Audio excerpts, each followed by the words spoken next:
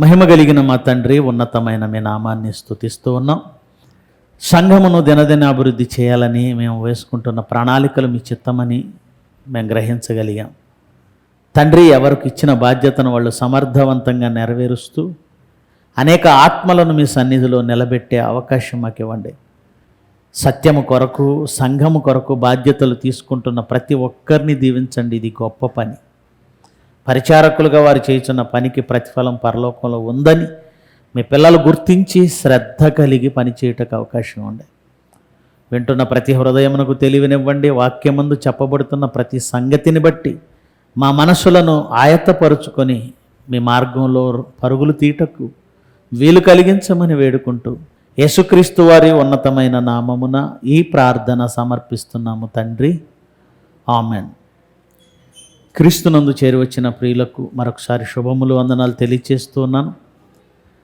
ఒక మంచి అంశం మీతో ఈరోజు మాట్లాడాలని నేను ఆశపడ్డాను. అదే మోమాటం లేని క్రీస్తు బోధ. మోమాటం లేని క్రీస్తు బోధ.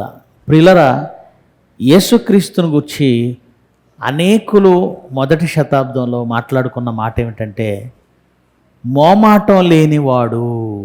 ఎలాంటి వాడట ఆయన? మోమాటం లేనివాడు. ఆయన బోధ మోమాటం లేని బోధ. మోమాటం లేని ఆయన బోధ ఎలా ఉంటుందో, మోమాటం లేని క్రీస్తు బోధ ఎంతమందికి ఎలాగూ మాదిరిగా ఉంటుందో కొన్ని విషయాలు మీ ముందుంచాలని అనుకుంటున్నాను. మత్తయి సువార్త, మార్కు సువార్తల్లోని ముఖ్య ఘట్టాలను మనం చూసాం, మనం నేర్చుకున్నాం. ఇప్పుడు మనం కంటిన్యూ చేస్తున్నాం. లోకా సువార్తలోని ముఖ్య ఘట్టాల్లో ఇదొక ఘట్టం. ఇది కూడా మనం అర్థం చేసుకోవాలి. ఈ ఘట్టంలో మనం ముఖ్యంగా గుర్తించవలసిన విషయం మొహమాటం లేని క్రీస్తు బోధ. దానికి పర్యవసానం ఏంటో చూద్దాం. లేఖనాల నుంచి 4వ అధ్యాయం లోకా సువార్త 4వ అధ్యాయము 14వ వచనం నుంచి. అప్పటికి యేసుక్రీస్తు బాప్తిజమును తీసుకున్నాడు, పరిశుద్ధాత్మతో నిండుకున్నాడు, అరణ్యములోనికి కొనిపోబడ్డాడు, అక్కడ అపవాది చేత శోధించబడ్డాడు. ఇదంతా జరిగిన తర్వాత కొంతకాలం ఆయన్ని అపవాది విడిచిపోయిందట. ఆ తర్వాత సందర్భమే ఇది. అప్పుడు యేసు ఆత్మబలముతో గలిలయకు తిరిగి వెళ్ళాను. ఆయన గూర్చిన సమాచారము ఆ ప్రదేశం అంతటా వ్యాపించను. ఏమంటే, బాగా ఆలోచించండి. యేసుక్రీస్తు బాప్తిజమును తీసుకున్నాడు. బాప్తిజమును తీసుకున్న తర్వాత ఏమండి, తిరిగి మరలా గలిలయ ప్రాంతానికి వెళ్ళగానే, అంటే ఎంత, 2 సంవత్సరాలు గడిచిందా? కాదు కదా. 40 దినాలు ఉపవాసం ఉన్నాడు. ఆయన ఎన్ని దినాలు ఉపవాసం ఉన్నాడు? 40 దినాలు. సాతాను ఎప్పుడు వచ్చింది? 40 దినాల తర్వాత. ఎన్ని రోజులు శోధించింది? 1 రోజు కావచ్చు, 2 రోజులు కావచ్చు, 3 రోజులు కావచ్చు. అది శోధించిన తర్వాత ఆయన గలిలయ ప్రాంతానికి వచ్చాడట. గలిలయ ప్రాంతానికి వచ్చిన తర్వాత పరిస్థితి ఏంటంటే, ఆయన గూర్చిన సమాచారము ఆ ప్రదేశం అంతటా వ్యాపించెను. బాప్తిజమును తీసుకొని 40 దినాలు ఉపవాసం ఉండి శోధించబడి గలిలయ ప్రాంతానికి వచ్చిన అతి కొద్ది రోజుల్లోనే, అతి కొద్ది టైంలోనే ఆయన గూర్చిన సమాచారం ఆ ప్రాంతం అంతటా ఏమైపోయిందట? వ్యాపించింది. ఆ ప్రదేశం అంతా వ్యాపించింది. ప్రియులారా, ఇక్కడ మనం కూడా ఆలోచిద్దాం. మనం బాప్తిజమును తీసుకుంటాం, 40 దినాల్లో మీ ప్రాంతం అంతా మీ గురించి సమాచారం వెళ్ళిపోయిందా? తీసుకున్న సంగతి ఎవడికి చెప్పకుండా దాచుకునే వాళ్ళు ఉంటారు, సిగ్గుపడి. నువ్వు బాప్తిజమును తీసుకున్నానని ధైర్యంగా చెప్పడానికి కూడా నీవు నోరు రావటం లేదా? ఇలా ఎందుకు నోరు రావటం లేదంటే, బాప్తిజమును తీసుకున్నాను ధైర్యంగా ఎందుకు చెప్పలేకపోతున్నావు అంటే, ఏదైనా పొరపాటుకు దొరికితే నువ్వు బాప్తిజమును తీసుకున్నావు కదా, ఎలా ఉన్నావేంటో అంటారేమో అని. బాప్తిజమును తీసుకున్నానని చెప్పకుండా ఉంటే ఏం చేసినా వాళ్ళు వదిలేస్తారు. వాళ్ళు అలాంటి వాళ్ళే. లోకము తన వారిని ఏం చేస్తుంది? స్నేహిస్తుంది. లోకం తనలా ఉంటే, తనలా చెడ్డ పనులు చేస్తుంటే, పాడు పనులు చేస్తుంటే, తప్పుడు పనులు చేస్తుంటే లోకమేమనదండి. ఎందుకంటే వాళ్ళు అలాంటి వాళ్ళే కాబట్టి మిమ్మల్ని స్నేహిస్తారు. ఇంకా అలా కాకుండా క్రీస్తులోనికి వచ్చానని చెప్పిన తర్వాత ఒకవేళ తప్పుడు పనిలోనికి వెళితే నిందించబడతాం. మనం నిందించబడటంతో కూడా ఎవరిని నిందిస్తారు? దేవుణ్ణి, యేసుక్రీస్తుని నిందిస్తారు. అందుచేత కొంతమంది బాప్తిజమును తీసుకున్నట్టు బయటికి చెప్పరు. కొంతమంది బంధువులకు భయపడి చెప్పరు. కొంతమంది హైందవ సోదరులు ఉంటారు, ఇతర మతాల నుంచి, ఇతర మతాలంటే అవి మతాలు కనుక ఇతర మతాలు అంటున్నాం. మతాలు, యేసుక్రీస్తు మార్గం మతం కాదు, బైబిల్ మతం కాదు, క్రైస్తవ్యం మతం కాదు. మతాల నుంచి వచ్చిన వారు చాలామంది బాప్తిజం తీసుకొని మా పిల్లల పెళ్ళిళ్ళు కావేమో, మా ఇంటికి బంధువులు ఎవరు రారేమో, ఇలాంటి పరిస్థితుల్లో ఎలాంటి ఆలోచనలతో మేము బాప్తిజం తీసుకున్నామని చెప్పడానికి కూడా సిగ్గుపడతారు. ధైర్యంగా జీవమార్గంలో నిలబడ్డాం, దేవాతి దేవుణ్ణి కనుగొన్నాం, ఈ సృష్టికర్తనే కనుగొన్నాం, ఆయనకి మేము దగ్గర అయ్యాం, మీరు రండి. ఏమండి, ఆఫ్టర్ ఆల్ ఆఫర్ ఇచ్చిన దానికే తీసుకెళ్ళిపోతామండి. క్రిస్మస్, నూతన సంవత్సర సంక్రాంతి శుభాకాంక్షలతో ఒక 30% డిస్కౌంట్, లేదా చీరకు మళ్ళీ చీర. ఎంతమందికి చెప్తామండి? ఎంతమందికి చెబుతాం? అలాంటిది నీవు బాప్తిజం తీసుకొని నీవు ఎరిగిన, నీవు తెలుసుకున్న దేవుణ్ణి ఎంతమందికి చెప్పావు? అలా చెబుతూ ప్రారంభిస్తే ఏమంటే బాప్తిజం తీసుకున్న తర్వాత మన జీవితం సెట్ అవ్వడానికి చాలా టైం పట్టేస్తుంది. కానీ యేసుక్రీస్తు వెళ్ళగానే, బాప్తిజం తీసుకొని వెళ్ళగానే సువార్త ప్రారంభించేశాడు. ఆయన ఆత్మబలంతో వెళ్ళాడు. మరి నీకు వచ్చింది ఆత్మ, నీకు కూడా ఆత్మ ఉంది కదా, పరిశుద్ధాత్మనిచ్చాడు కదా. మరి ఆ బలంతో నువ్వేం చేస్తున్నావు? సూచక్రియలు చేయాల్సిన అవసరం లేదు. ఇప్పుడు సూచక్రియలు చేయాల్సిన అవసరం లేదు. నీ ఆత్మ నిన్ను ప్రేరేపిస్తున్నప్పుడు వాక్యము ఎందుకు చెప్పలేదు? అంటే వాక్యం ముందే నేర్చుకోవాలంటే యేసుక్రీస్తుకి అవకాశం ఉంది. బహుశా మీకు లేకపోవచ్చు, కానీ బాప్తిజం తీసుకునేటప్పటికి ఎంతో కొంత వాక్యం నేర్చుకునే ఉంటావుగా. ఎందుకంటే నీకు విశ్వాసం కలిగింది అంటే వినుట వలన విశ్వాసం కలిగింది, అంతే కదా. వినుట వలన కలిగిందంటే వాక్యం వల్లనే, వాక్యం వినుట వలన విశ్వాసం కలిగింది. అంటే అప్పటికే నువ్వు వాక్యం నేర్చుకున్నావు, తెలుసుకున్నావు ప్రభువుని. బాప్తిజం తీసుకున్న తర్వాత ఎప్పుడూ బోధకుండా అవుతాను, ఎప్పుడూ చెప్తానని చాలామంది అనుకుంటారు. కానీ యేసుక్రీస్తు జీవితం ఏం నేర్పుతుందంటే, నువ్వు బాప్తిజం తీసుకొని వెళ్ళావా, నువ్వు చెప్పడం ప్రారంభించాయి. సేమ్ నేను అంతేనండి. 2000 సంవత్సరంలో జనవరి 18న బాప్తిజం తీసుకున్నాను. అక్కడ నుంచి నేను దేవుడి మనిషిని, అంతే, దేవుని మనిషిని అంతే. ఎవరి దగ్గరికి వెళ్ళినా దేవుడు ప్రస్తావన తీసుకొచ్చేవాడిని, దేవుడి గురించి డిస్కస్ చేసేవాడిని, వాదించేవాడిని, ఒప్పించేవాడిని, లేకపోతే అవతల వాళ్ళ దగ్గర తిట్లు తినేవాడిని. ఏదేమైనా సరే యేసుక్రీస్తు గురించి మాట్లాడడం మర్చిపోలేదు, మానలేదు. యేసుక్రీస్తు వెళ్ళాడు, ఆయన మాట్లాడుతున్న మాటలు, ఆయన చేస్తున్నటువంటి కార్యములు, సమాచారం ఆ ప్రదేశం అంతటా వ్యాప్తి చెందిందట. తర్వాత ఏమన్నాడు? ఆయన అందరి చేత ఘనత నుండి వారి సమాజ మందిరంలో బోధించుచు వచ్చాను. బాప్తిజం తీసుకున్న వెంటనే బోధించుచున్నాడు. ఎప్పుడైతే బోధించున్నాడో ఆయన అందరి వలన ఏమయ్యాడట? ఘనపరచబడ్డాడు. నిజంగా చెప్తున్నానండి, మీరు వాక్యం చెబితే ఘనపరచబడతారు. ఎవరో మిమ్మల్ని దూషించే వాళ్ళు ఉన్నారు, ఎవరో మిమ్మల్ని నిందించే వాళ్ళు ఉన్నారు, ఎవరో మిమ్మల్ని శ్రమ పెట్టేవాళ్ళు ఉంటారు. కానీ మీకు కలిగిన ఘనతగానే ఉంటుంది. మిమ్మల్ని అవమానించేవాళ్ళు ఉంటారు. ప్రధానమంత్రి ఆ పదవైన ఘనతే, మరి నిందించేవాళ్ళు ఉన్నారా లేదా? వెనక ఉంటారు. ముఖ్యమంత్రి ఆ పదవి అతని ఘనతే, కానీ నిందించేవాళ్ళు ఉన్నారా? ఉన్నారు. అలాగే మనం దేవుని వాక్యమును ప్రకటిస్తుంటే అది మనకు ఘనత. నిందించేవాళ్ళు ఉంటే ఉండనివ్వండి, శ్రమ పెట్టేవాళ్ళు ఉంటే ఉండనివ్వండి. కానీ బాప్తిజం తీసుకున్న వెంటనే నీ జీవితం, నీ నోరు, నీ బ్రతుకు గణపరచవలసింది ఎవరిని? ఆయన్ని గణపరచాలి. తర్వాత ఏమన్నాడు?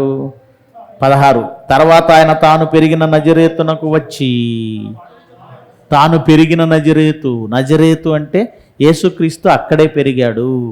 12 ఏళ్ల వయసులో యెరూషలేము నుంచి తప్పిపోయాడండి. అక్కడ నుంచి 30 ఏళ్ల వరకు ఎక్కడున్నాడు కనబడలేదండి అని మత ఛాందసవాదులు, నాస్తికేతవాదులు చాలామంది అపార్థం చేసుకున్నారు బైబిల్ని. యేసుక్రీస్తు 12వ ఏట తప్పిపోయాడట. ఎవరన్నారు తప్పిపోయాడని? తాత్కాలిక 3 రోజులు. ఆ 3 రోజుల తర్వాత తల్లిదండ్రులు కలుసుకున్నారా? ఆ తర్వాత ఆయన వెంబడి తీసుకెళ్లారా? వాళ్ళ వెంబడి తీసుకెళ్లారా? వారికి లోబడి బ్రతికేననే మాట వ్రాయబడుతుంది 2వ అధ్యాయంలో. చూస్తారా ఆ మాటని? 51, అంతటా ఆయన వారితో కూడా బయలుదేరి నజరేతునకు వచ్చి వారికి లోబడి ఉండెను. ఏం చేశాడట? తల్లిదండ్రులకు లోబడి ఉన్నాడు. లోబడి ఎక్కడ పెరిగాడు అంటే నజరేతు అన్నాడు. చూడండి 16వ వచనం, 4వ అధ్యాయం 16వ వచనం. తర్వాత ఆయన తాను పెరిగిన నజరేతు అంటే యేసుక్రీస్తు వచ్చి తల్లిదండ్రులకు లోబడి ఎక్కడ పెరిగాడంటే నజరేతులోనే పెరిగాడు. ఆయన బాప్తిజం తీసుకోవడానికి ఎక్కడి నుంచి వచ్చాడు? గలిలయ నుండి వచ్చాడు. అంటే నజరేతు నుంచి వచ్చాడు. నజరేతు నుండి యోర్దానుకు వచ్చాడు. తిరిగి మరలా ఆ గలిలయ ప్రాంతాలకే వెళ్ళాడు. నజరేతు ప్రాంతానికి వచ్చాడు. చదవండి, కంటిన్యూ చేయండి.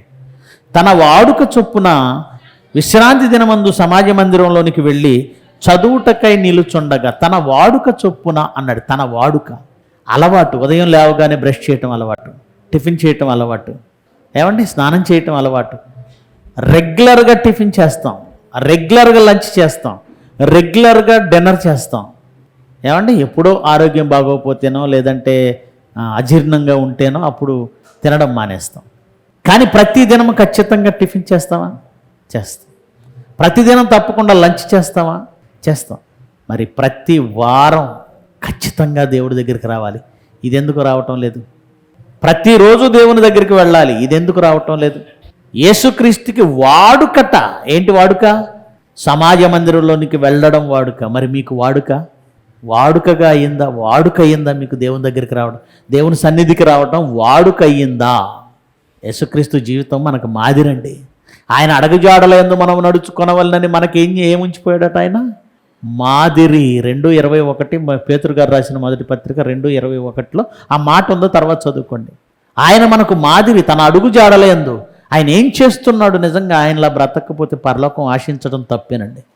పరలోకం ఆశించడం తప్పు. బైబిల్ అనేది మనం ఏదో మాట్లాడుకోవడానికో, ఏమంటే ఒక సహోదరు అంటుందట, చర్చిలో ఉన్నట్టు ఇక్కడ ఉంటే కుదరదు, చర్చియే, బయట వర్క్ దగ్గరే అంటుందట.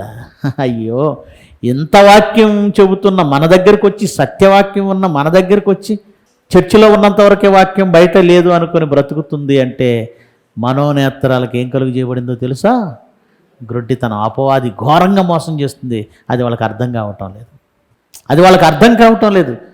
ప్రియులారా, ఏమన్నారు? తన వాడుక చొప్పున విశ్రాంతి దినమందు సమాజ మందిరంలోనికి వెళ్ళి చదువుటకై నిలవబడగా ప్రవక్త అయిన యెషయా గ్రంథం ఆయన చేతికి ఇవ్వబడెను. ఆయన చదువుతున్నాడు. ఏమని?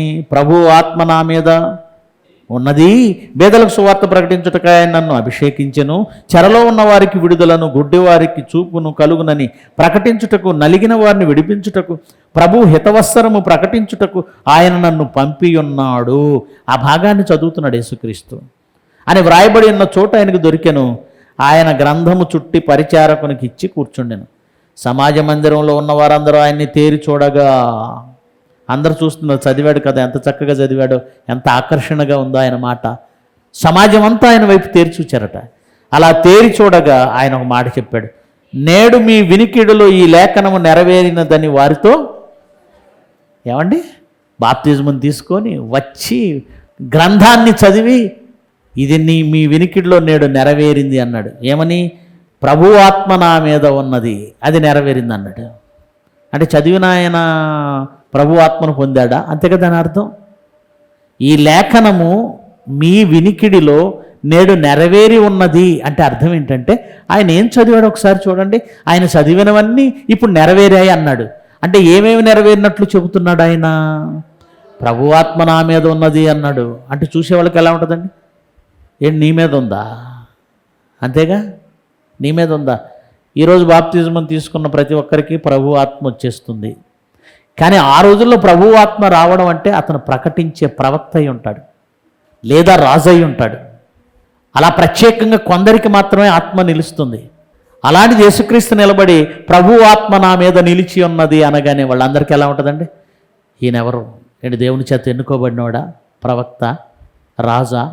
ఎందుకు ఈ మాట చెప్తున్నాడు? లేదా గర్వించి చెప్తున్నాడా?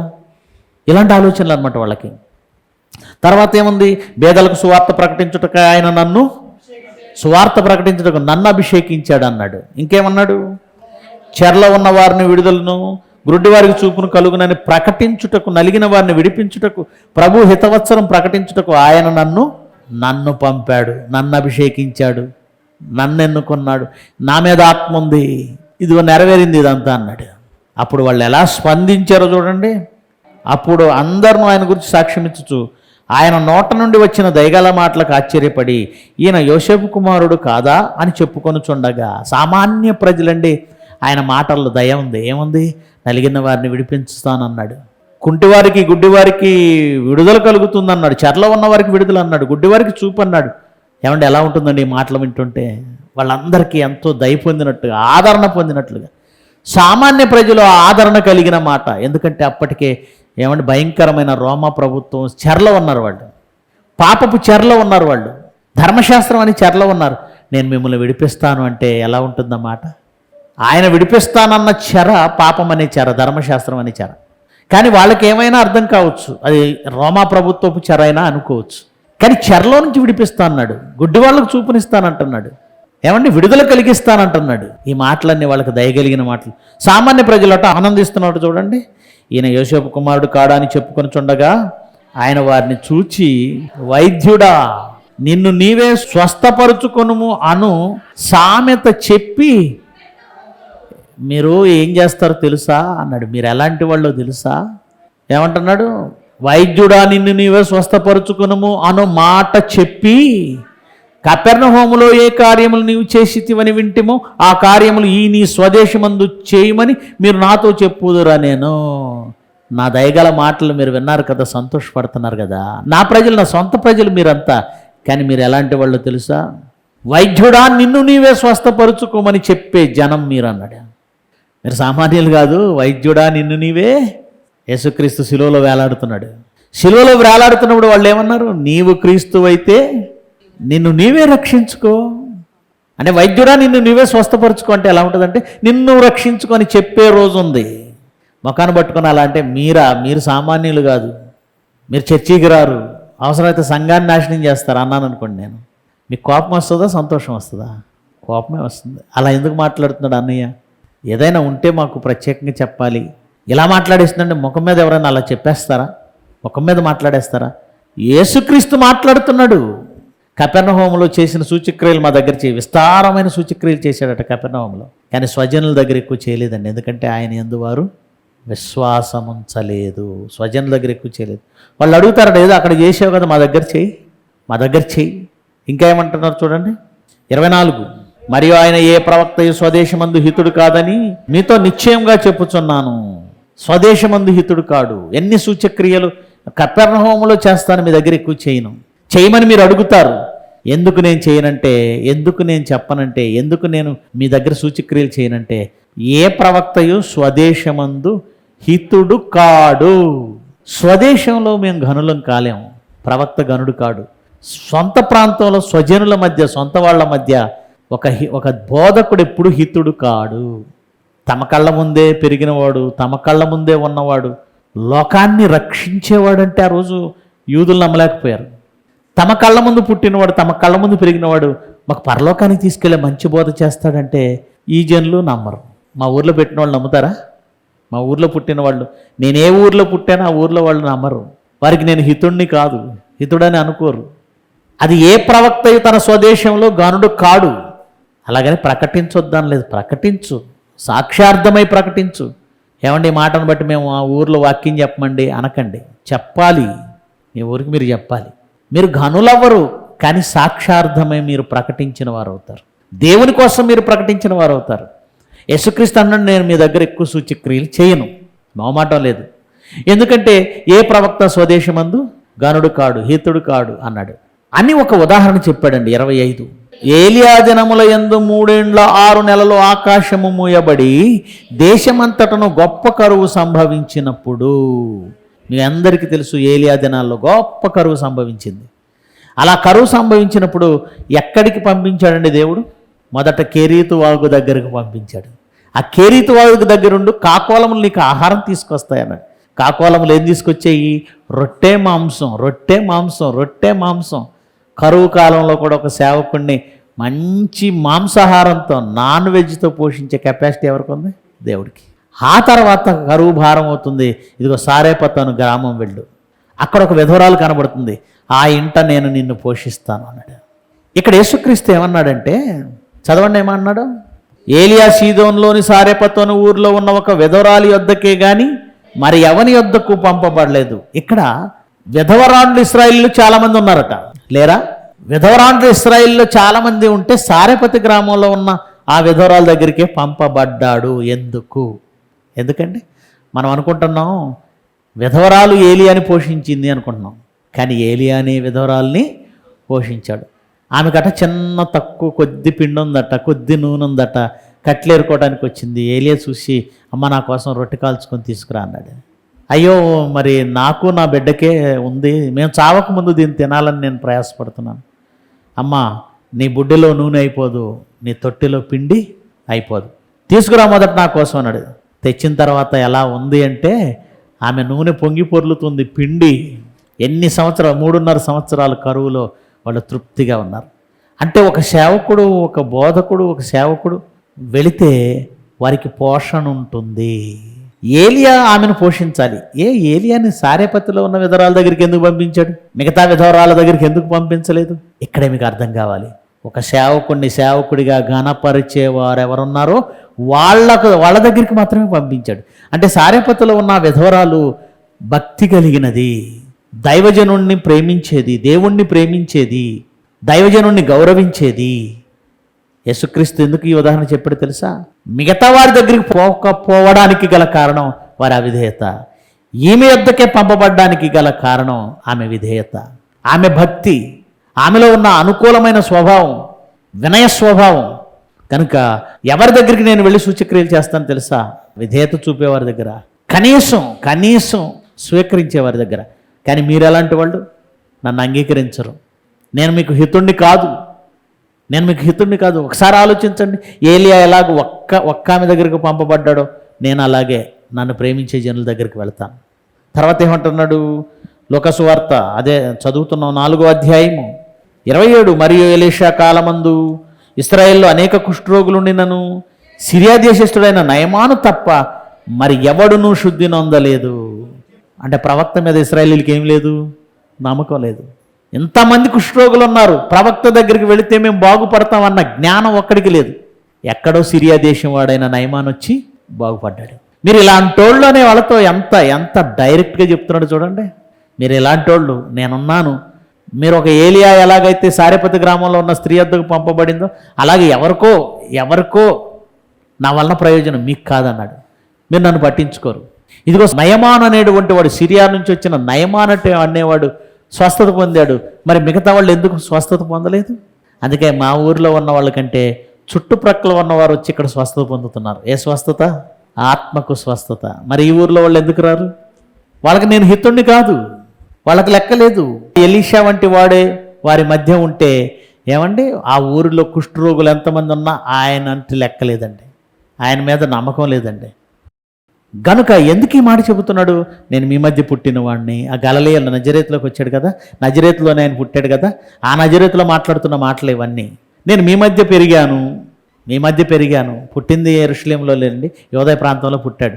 మీ మధ్య పెరిగాను గనుక మీరు నన్ను అస్సలు విశ్వసించరు, నమ్మరు. మీరు ఎలాంటి వాళ్ళు అంటే, అదిగో ఒక నయమాను స్వస్థత పొందాడు కానీ మిగిలిన కుష్ఠరోగులు దాన్ని పట్టించుకోలేదు. అలా ఎలీషాను పట్టించుకొని మిగిలిన కుష్ఠరోగుల వలె ఒక సేవకుడు దగ్గరుంటే విలువ తెలియని వాళ్ళు చాలామంది ఉంటారు. ఇంకా ఏమంటున్నాడు? 28. ఈ మాటలు విన్న వాళ్ళకి అందరికీ పుండు మీద కారం చల్లినట్టుగా ఉంది. సమాజ మందిరంలో ఉన్న వారందరూ ఆ మాటలు విని ఆగ్రహంతో నిండుకొని, కోపం వచ్చింది ఏంటి, మేము ఇలాంటి వాళ్ళం, మమ్మల్ని ఎలా అంటావా? ఎంత కోపం వచ్చిందంటే వాళ్ళకి చంపేద్దాం అన్నంత కోపం. ఆగ్రహంతో నిండుకొని ఆయన పట్టణం నుంచి వెళ్ళగొట్టి, చర్చిలోంచి వెళ్ళగొట్టారా, పట్టణం నుంచి వెళ్ళగొట్టారా? పట్టణం నుంచి వెళ్ళగొట్టి ఆయన తలక్రిందులుగా పడద్రోయవల్లని తమ పట్టణము కట్టబడిన కొండపేటు వరకు ఆయన్ని తీసుకొని పోయిరి. ఒక కొండపేటు అంటే కొండ అంచు, కిందకి దోస్తే మొత్తం లోయ. వీళ్ళ పట్టణం అంతా కొండ మీద ఉందట. కొండపేటు అంటే కిందకు వచ్చేసరికి మొత్తం పెద్ద లోయ ఉంటుంది. ఆ కొండపేట వరకు తీసుకొచ్చి ఆయన తలక్రిందులుగా పడదోయవలనని తమ పట్టణము కట్టబడిన కొండపేట వరకు ఆయన్ని తీసుకొని పోయేరి. తలక్రిందులుగా పడవేయాలి, చంపేయాలి. అంటే ఒక మంచి మాట చెప్పినందుకు ఎక్కువ బోధించలేదు కదండి, ఉన్న మాట చెప్పాడు. వాళ్ళ క్యారెక్టర్ ఉన్నట్టుగా చెప్పాడు. మోమాటం లేనివాడు ఉన్నది ఉన్నట్టు చెప్పాడు. అంటే ఒక బోధకుడు ఎలా ఉండాలి? మోమాటం లేనివాడిగా ఉంటేనే అతని బోధ యథార్థమైన బోధ. మోమాట పడి అమ్మో సంఘం వెళ్ళిపోతుందేమో, వీళ్ళు వెళ్ళిపోతారేమో, వాళ్ళు వెళ్ళిపోతారేమో నిజాలను దాచేవాడు ఎప్పుడు నిజమైన సేవకుడు, బోధకుడు కానేరడు. గనుక ఏం చేశాడట యేసుక్రీస్తు? అయితే ఆయన వారి మధ్య నుండి దాటి తన మార్గమున ఉన్నది కొన్ని వందల మంది ఉన్న వాళ్ళ మధ్య నుంచి వెళ్ళిపోయాడు. ఎటు పోయాడో వాళ్ళకి అర్థం కాలేదు. దేవుడు తలుచుకుంటే ఎలా ఉంటుందంటే ఆ రోజు సూచక్రియలు. ఇశ్రాయేలీలు ఇంకా సముద్రంలో నడుస్తున్నారు, ఎర్ర సముద్రంలో. ఇశ్రాయేలీలు వెనక ఏమంటే ఫరో సైన్యం వచ్చేస్తుంది. ఫరో సైన్యం ముందు ఒక చీకటి మేఘాన్ని కలగజేశాడట. దారి కనుగొనలేక వాళ్ళు విసిగారట. దారి కనుగొనలేక. అంటే దేవుడు తలుచుకుంటే ఎలా ఉంటాయి సూచక్రియలు అంటే, వందల మంది అక్కడ ఉన్నారు, వాళ్ళ మధ్య నుంచి ఆయన వెళ్ళిపోయాడు. అంటే ఒకడికొకడు ఎలా అయిపోయారంటే, ఆయనే క్రీస్తు అనుకుని పక్కోడిని పట్టుకున్నారేమో, ఈయనే క్రీస్తు ఈయనే యేసు అని పక్కోడిని పట్టుకున్నారేమో, ఆయన వెళ్ళిపోయాడు. అలా వాళ్ళ మైండ్లోని చెదరగొట్టగలిగిన కెపాసిటీ దేవుడికి ఉంది. ఆయన తలుచుకుంటేనంటే మనం బాగానే ఉన్నామా? ఆయన తలుచుకుంటే ఎలా అయిపోతామంటే మెదడు చెదిరి మతి చెదిరి పిచ్చోళ్ళం అవుతాం. కనుక మన మెదడు కంట్రోల్లో ఉంటేనే మనం మనుషులం. చాలామంది కండబలం ప్రదర్శిస్తారు, కొంతమంది అధికార బలం ప్రదర్శిస్తారు, కొంతమంది ధనబలం ప్రదర్శిస్తారు. దేవుడు తలుచుకుంటే ఈ మైండ్ కీని వదిలేసాడని తీసేసాడు అనుకోండి, అప్పుడు తెలుస్తుంది ఏమైందో కూడా తెలియదు, పిచ్చోడం అయిపోతాం.